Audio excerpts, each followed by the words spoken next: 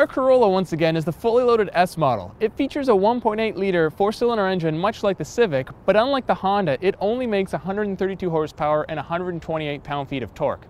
Available with a 6-speed manual transmission, our test vehicle has the more popular CVT automatic. Fuel economy is officially rated at 29 miles per gallon in the city and 38 miles per gallon on the highway. These numbers are a bit lower than the Civic, but in real-world testing, the two cars are dead even at 32.7 miles per gallon. For 2014, the Civic keeps its 1.8-liter four-cylinder engine, although it gets a mild power upgrade to 143 horsepower and 129 pound-feet of torque. But the big mechanical change for 2014 is that Honda scrapped the traditional automatic in favor of a CVT. Now that raises fuel economy to a claimed 30 miles per gallon in the city or 39 on the highway. However, in the real world, Mike and I are tied in a dead heat with the same average fuel consumption. The updated Civic still trails the Corolla when it comes to the interior. Let's forget for a second the better design and the higher quality materials found in here. It's all about space. The rear seat of the Corolla offers 41.4 inches of rear legroom. That's 5 inches more than the Civic. And in the trunk, it's the same story. There's a half cubic foot more space in the Corolla. The Corolla may be missing some of the Civic's fancier technology like the lane watch camera, but it has all the options I could want. It has satellite radio, navigation, LED headlights, and Bluetooth connectivity. Best of all, there are actual hard buttons here. Call me old, but I cannot stand the 100% touchscreen interface that the new Civic has. So basically, the Corolla can carry around 3 friends in comfort, and they can actually figure out how to change the radio station. The only real downside in here is the telescopic steering wheel, which I find doesn't pull out far enough.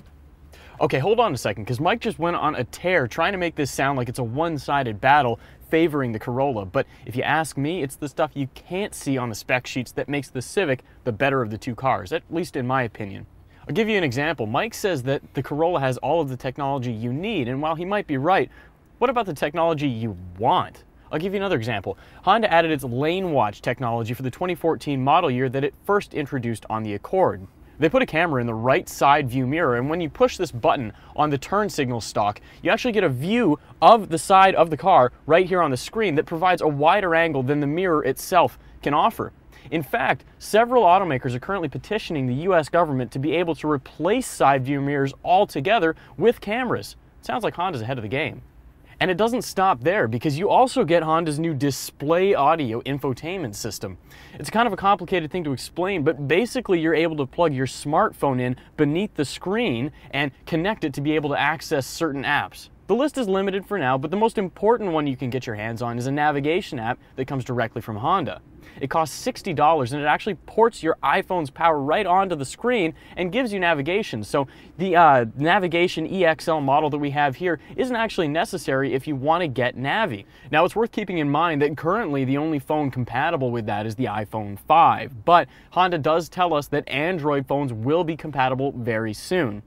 Mike said a little bit earlier that he might be getting old, and honestly, I think that might be the case because he's talking about how there aren't any buttons here. Let's be honest, there's a power button, there's an eject button, there's a brightness button. Although I will admit that having to go through this OLED touch system to adjust the volume is kind of a hassle, but then again, you do have physical buttons right there on the steering wheel.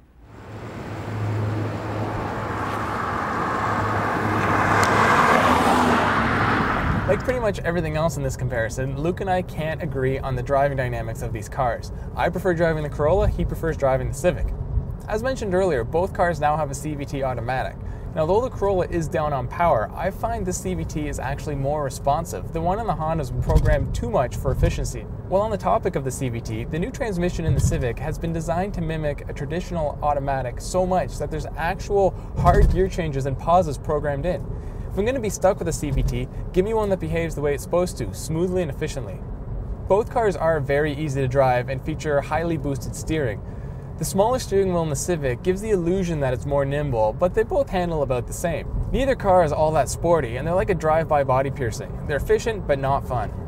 That said, these cars are easy to drive, and they're designed for a general consumer to get in and have no problems operating. And as always, the Corolla excels at that task.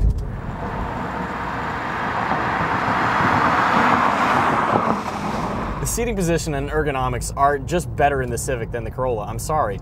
I can reach every button on the center stack without having to take my back away from the seat, and to me that's a big deal. I can't do it in the Toyota. In fact, in general, I find that the Civic is a more hospitable place to sit.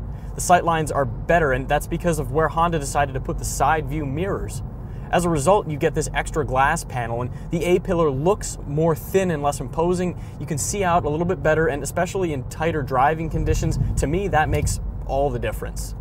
Now, just like I said when we were reviewing the coupe version of the 2014 Civic, I love how Honda puts a small steering wheel in here. For comparison's sake, you know, if I'm turning right now, I don't have to move my hands very much, but these cars are both probably equal in terms of sportiness. That is to say, they're not sporty at all, but by putting a smaller steering wheel in, Honda is inevitably building in a little bit more of a responsive feel. All right, I guess we can agree to disagree. It really comes down to personal taste, which vehicle you prefer. But the one thing that's for sure is the small gap that used to exist between these two cars last year is no longer there.